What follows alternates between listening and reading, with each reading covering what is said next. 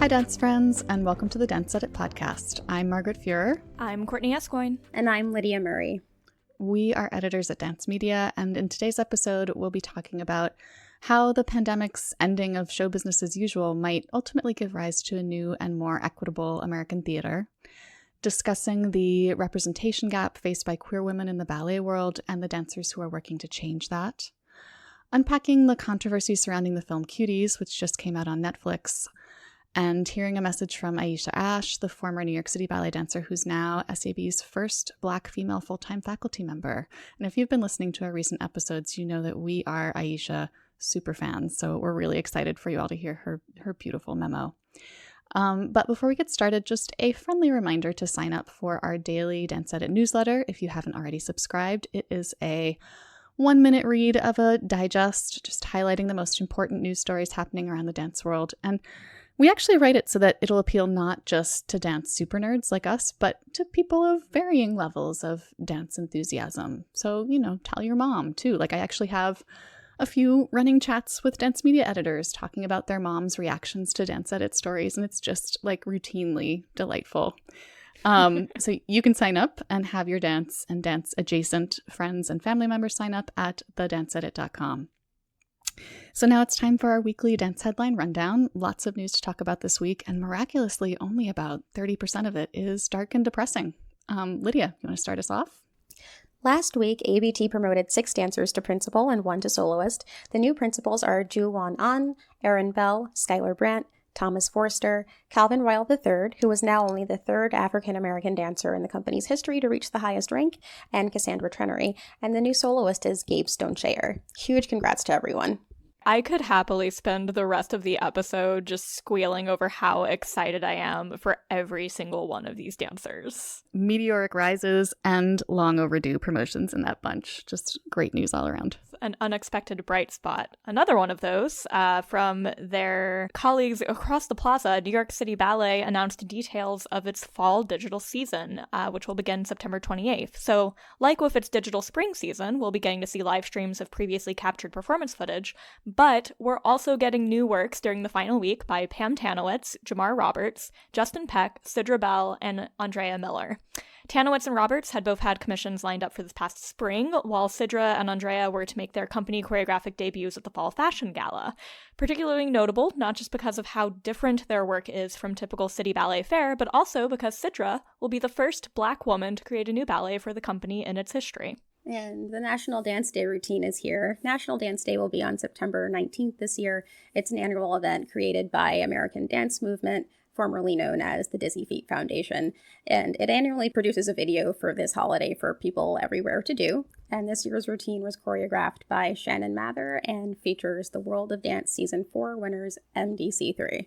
An animated movie based on Irish dance sensation Riverdance is in the works. Riverdance, the animated adventure, will be a musical comedy featuring music adapted from the stage show and voiceover work by the likes of Pierce Brosnan, Lily Singh, and Brendan Gleeson.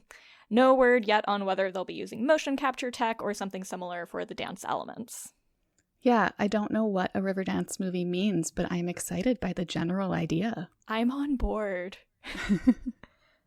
Little bit darker news, unfortunately. This year's Macy's Thanksgiving Day Parade will be scaled down and TV only, with a 75% reduction in the number of participants.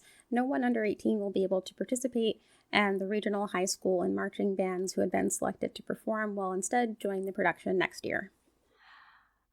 Six will be the first musical to return to the West End, with a planned run from November 14th to January 31st, with a significantly reduced audience capacity to allow for social distancing and additional safety measures in place. The producers stated that while they know it might not be economically viable, they're hoping to at least help build audience confidence and help stimulate the local economy. According to Dr. Anthony Fauci, those in the U.S. might be able to return to live performances in theaters at the end of 2021 or possibly the middle of that year. Yeah, we were chatting a little on Slack about this Fauci news because in some ways his honesty is disheartening. He's like, maybe we'll be back in the middle of 2021 optimistically, which, but in another sense, it's kind of a relief. Like, okay, this is reality. We're shut down for the long haul. What can we do? What should we do until we're all back on stage? Well, and I think so much of what has been frustrating over the last 6 months really has been the uncertainty of the not knowing. So I think having like a more realistic, like, this is what we're facing is helpful. Yeah.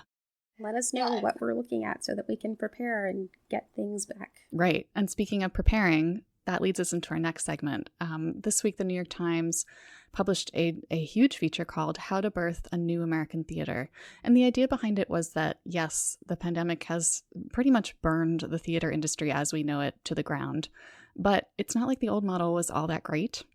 As initiatives like We See You White American Theater have pointed out, it wasn't inclusive, it wasn't equitable, it was built on racist assumptions, and also just bad business systems and practices. So the paper asked all its theater critics what about the industry needs to be fixed and how we might fix it as we rebuild post-pandemic. And we talk about this topic a ton on the podcast, but I think this story raised points that are worth addressing from a dance world perspective. Something this article addresses is the need to have a more inclusive canon of classics in theater, and for so long, figures like Shakespeare and Williams and Miller and other white males have dominated and been exalted, while the pool of classics created by BIPOC has been much smaller. And the list of Black playwrights regarded as the greats has largely been limited to, as brilliant as they were, Lorraine Hansberry, August Wilson, etc.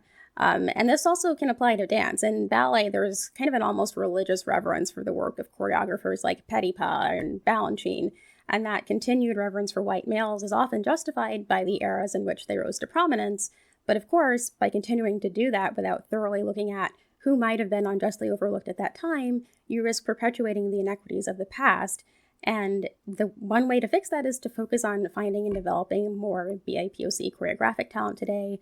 The story also talks about the importance of diversifying audiences with both more affordable tickets and also by making streaming first better and second more financially viable, since that is a method that democratizes access and improves the reach of the performing arts generally. There were a couple of points related to that I found really intriguing. One was Jesse Green rightly pointing out that the real problem with democratizing streams, or at least what we always hear, is the money.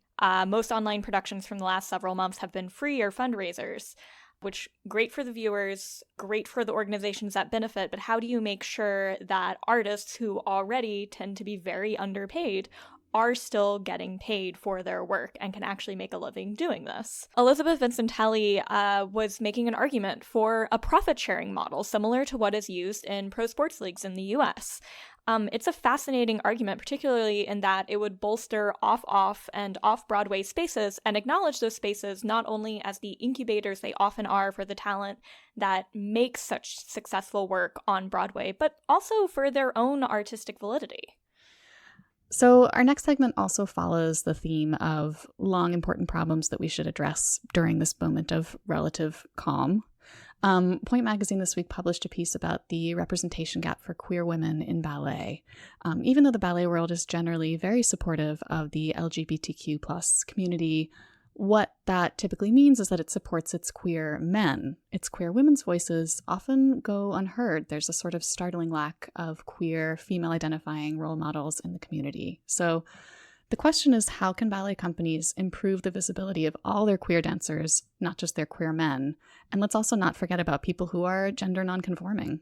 I unsurprisingly have a lot to say on this topic, so here we go. Go, Courtney, go.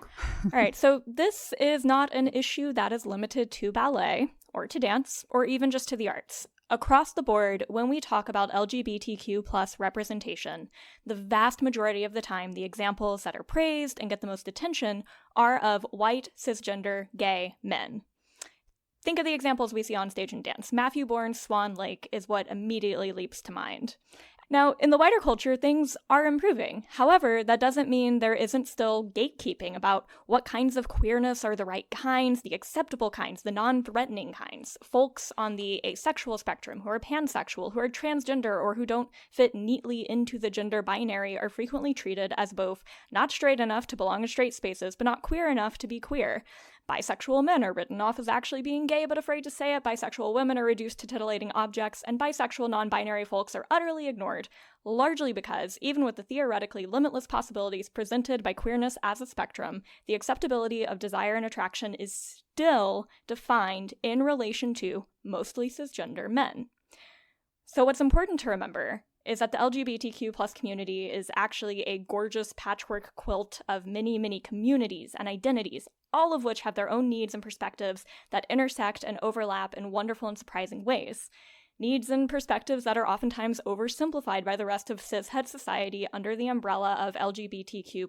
So, does it matter that the queer representation we see from ballet companies tends to just be cis gay men?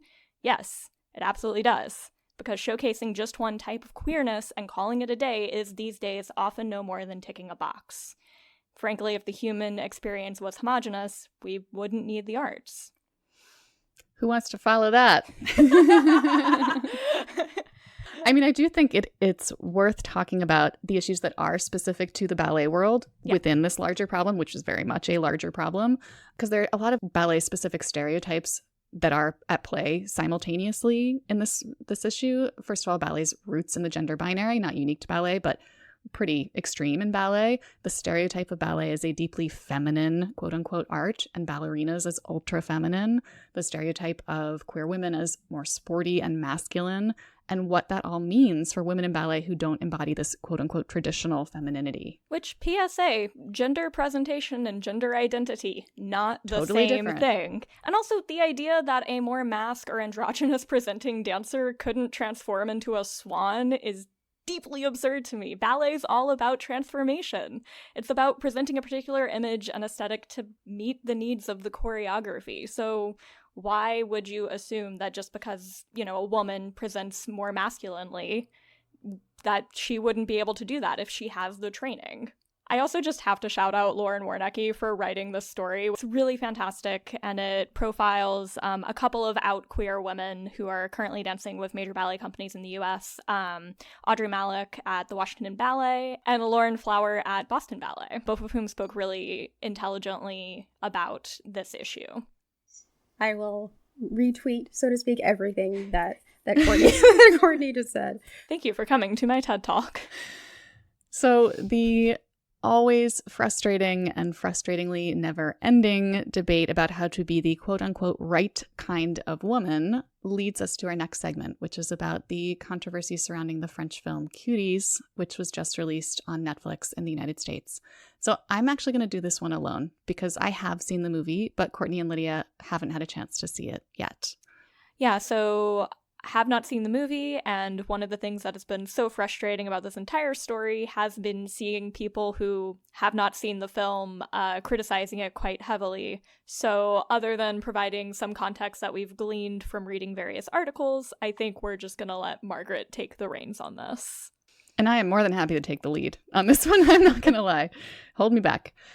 So here's a sort of condensed version of what's being said. So first of all, Cuties was directed by Maimouna Doucouré, and it follows an 11-year-old Muslim immigrant named Aimé, who, like Doucouré, is from Senegal and lives in Paris. Aimé is trying to figure out who she is. She's looking for role models. She's getting all kinds of competing messaging from the people around her about womanhood and femininity. And she ends up befriending a group of girls at her middle school who have a dance group called Cuties, or Mignon in French, and starts learning increasingly risque routines with them, inspired by things that they've seen online, that they're going to perform at a dance competition. And the Cuties uproar first started a few weeks back when, as we briefly talked about a couple episodes ago, Netflix released marketing images showing these young girls in suggestive outfits and poses, and that prompted some critics, even though they had not seen the movie, to condemn it for inappropriately sexualizing children. And then on September 9th, Netflix actually released the film, and another wave of backlash began, led by a group of conservative American politicians, notably Texas Senator Ted Cruz. And by the way, it should be said that even though the film is now available, Cruz has refused to watch it, like not only admitted that he hasn't watched it, but made a point of not watching it. So Cruz called for the Justice Department to investigate Netflix for the distribution of child pornography. Wait, what? I had not heard that twist. What? Oh, yeah, that was his line on it, yeah. So following that, the social media horde started to attack, and hashtag cancel Netflix started trending on Twitter a second time, and cue the spiral. So after watching it, here's the thing. The film absolutely condemns the sexualization of children. There's no ambiguity about Ducorré's feelings on this issue. Does Cuties have suggestive dance scenes? Yes. Are they filmed in a way that is intended to make you uncomfortable? Yes. Yes, they are. That's the point. Showing these 11-year-olds selling something when they don't yet understand what it is that they're selling, it's not an endorsement of that kind of behavior. It's an indictment of a culture that, first of all, rewards women who sexualize themselves for the male gaze, and second of all, doesn't give children the tools they need to cope with the sexual content that is all too readily available to them online. I mean, the girls are trying to imitate the sexy dancing they're seeing on social media because they believe it'll make them more popular, because they've seen grown women get validation for that kind of performance.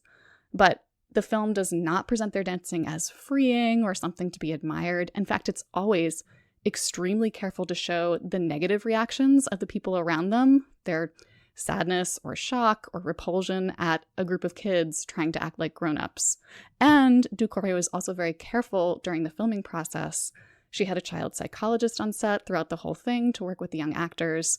She filmed the dance sequences as composite shots to break up the more sexual choreography. She was very responsible in terms of how she went about the filming. And I believe that also the counselor is still available to the kids right now because she wanted them to be able to deal with the increased scrutiny that they're going to be under now that the film is out in the world. And now it's even more heightened, the level of scrutiny that they're facing. Is there a real discussion to be had about the way that society sexualizes young girls, and particularly the way the dance community does? Absolutely. And that's part of the discussion that Ducorré wants to start. I mean, you're supposed to feel angry and sad after watching this movie, but at the world, not at the director. And on a personal note here, I want to say that I worked on Dance Spirit magazine for 12 years. It's a magazine aimed at teenage dancers. It features teenage dancers, and that job requires vigilance to ensure that nobody is represented in an age-inappropriate way. The dance world, and especially the commercial dance world, has for years tended to sexualize young students, girls in particular. I saw so many performances at dance competitions, class videos from big studios in LA that deeply upset me with their seeming indifference to the sensual nature of the choreography and the extreme youth of the dancers performing it. So the anxiety behind this uproar is very familiar to me. But Ducorré is on the right side of this fight. Well, and that's what she's been talking about in interviews when this has come up, is saying, you know, I want people to see this film, and I'm curious to see what they say when they realize, no, we're on the same side here. Mm-hmm. Ducorré just wrote an essay for the Washington Post, and I wanted to read her quote that I think concludes it. She says, "That's why I made Cuties, to start a debate about sexualization of children in society today, so that maybe, just maybe, politicians, artists, parents, and educators could work together to make a change that will benefit children for generations to come. It's my sincerest hope that this conversation doesn't become so difficult that it gets too caught up in today's cancel culture." Though I can't speak to the experience of growing up Senegalese or Muslim or French, I have a sense of what it's like to navigate the complexities of cis womanhood and of coming of age as a cis girl when you're caught between two different forms of patriarchy. And of course, women do still face pressure to present themselves in a conventionally sexually alluring way in order to receive validation in some form. And kids can see this playing out in real time on social media now. But society isn't necessarily preparing them well to face this pressure, and that seems to be a major part of what this film is about. Lots of big, important conversations to be had about this movie, which is why it sucks so much that because a lot of ill-informed politicians decided to make a target out of it, now the controversy is the conversation we're forced to have about it, instead of, say, getting to celebrate the fact that a woman of color told a story about a young Black Muslim girl and that it's a nuanced and empathetic picture of and by people who are acutely underrepresented in cinema. Like, is it a perfect movie? No. But Cuties deserves so much better than it's been given. Deep breaths, Margaret. Deep breaths before we move into our next segment. which is the next installment in our voice memo series. And this week, our message is from Aesha Ash, who is an alum of New York City Ballet and now officially, as of this week, teaching at the School of American Ballet as its first Black female full-time faculty member. So in addition to dancing at New York City Ballet, where she had a very difficult time as a woman of color, something she's been candid about, Ash also danced with Béjar Ballet and Alonzo King Lines Ballet. And in 2011, she founded the Swan Dreams Project with the goals of exposing more African-American communities to ballet and making it clear that beauty and talent are not restricted by race or stereotypes or socioeconomic status. Here she is. Hello, Dance Edit listeners. My name is Aesha Ash, and I am a former member of the New York City Ballet. I'm also the creator of the Swan Dreams Project, and I am currently in New York City, where I have moved my family from California because I was offered a full-time teaching position at the School of American Ballet. I had been teaching as part of a visiting fellowship through the school when I was eventually approached and offered a permanent teaching position. At first, I was filled with many emotions, from being completely surprised that I was their choice, and then completely honored, and then scared. Not only at the idea of having to uproot a family of 4 from California to New York City, but also understanding that I would be the first Black female full-time teacher that the school has ever had in its 86-year history. So it was because of all of this that I did not give my answer right away. I wanted to go home and think about this a bit. And I took quite a bit of time, and I had to think about it with my family. I had 2 children, and thinking about my husband's job and would they like the city, would it work for our family, etc. I eventually said yes, just with the understanding that there was just so much more about this than just accepting this wonderful teaching position and this wonderful teaching opportunity.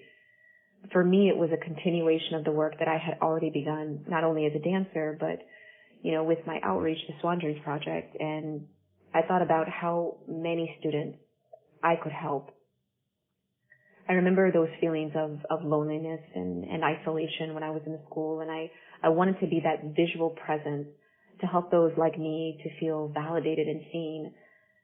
It's also worth mentioning that because of my experience, I have this awareness of what it feels like to feel other and being plagued with questions as to whether you belong.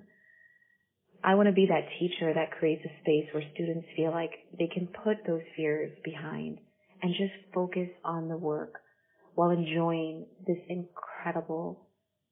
incredibly beautiful art form. Starting the project, the Swan Dreams Project in 2011, I wanted to use my art of ballet to show the world that women of color can be so much more than a stereotype. That we can exhibit all the qualities of a ballerina and so much more. I'm thrilled to see, so many beautiful Black and brown ballerinas these days, and I look forward to the day when it just becomes the norm. And when, we see articles that come out, it's about their stunning performances and not that they have broken some barrier. Now, this is, my appointment is just one small step. My hope is that the ballet world will continue to do the work in making sure they reflect this rich diversity that is our world, as well as continuing to turn inward and to ask itself the hard questions, and then not just asking those questions and receiving the answers, but then taking action. Love that message. Love Aesha. As you might know, since I gushed about her on a previous episode, that idea of helping students feel less alone and helping give them the space to just focus on the work and not worry so much about things like whether they fit in, whether they belong, whether they even have a future in this art form is so important. So thank you so much to Aesha.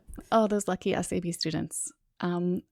Please be sure to keep up with Aesha's ongoing advocacy work too at theswandreamsproject.org, and to follow her at the Swan Dreams Project on Instagram, and then also visit sab.org for news on happenings at the school, including Aesha's work there.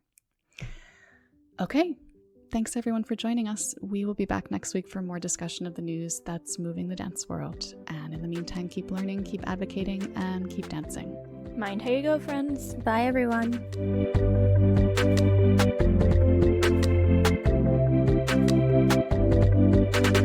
The Dance Edit podcast is a product of Dance Media, publisher of Dance Magazine, Dance Spirit, Point, Dance Teacher, Dance Business Weekly, and the Dance Edit newsletter.